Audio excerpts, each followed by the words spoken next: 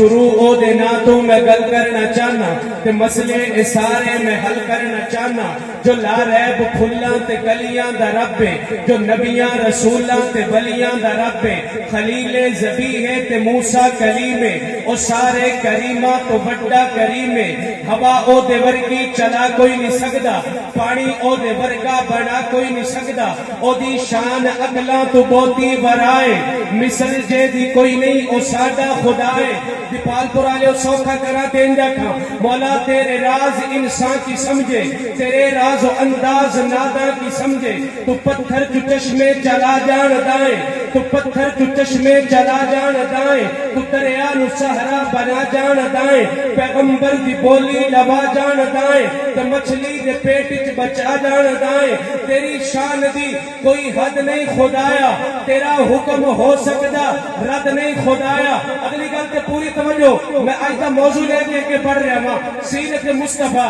ذکر مصطفیٰ عظمت مصطفیٰ میرے آقا کی شان کیا ہے پوری توجہ رکھیے گا تیری شان دی کوئی حد نہیں خدایا تیرا حکم ہو سکدا رد نہیں خدایا کدے کان کیتا ہی سارا کھلارا اچانک ندا آئی کہ خاموش ہو جا نظر نہیں کر لے تے ہاتھ بن کھلو جا اے سارا کھلارا میں جس کان کیتا ہے انہوں میں دو جگ دا سلطان کیتا ہے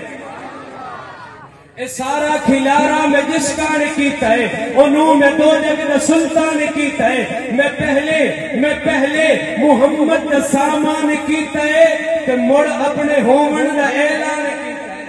تے مڑ اپنے ہومن دا اعلان کیتا ہے حبیب اپنا دنیا تے نگران کیتا ہے اے میں مومن اتے احسان کیتا ہے اور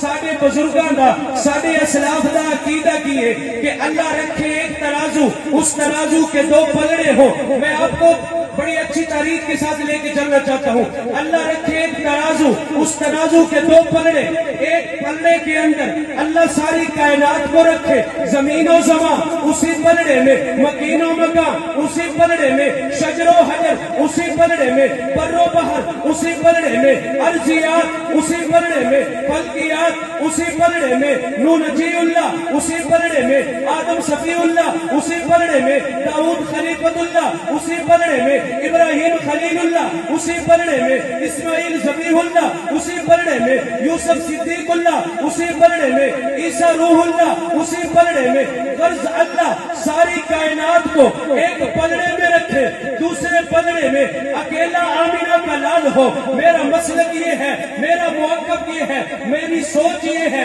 میری فکر یہ ہے میرا ایمان کہتا ہے میرا وجدان کہتا ہے میرے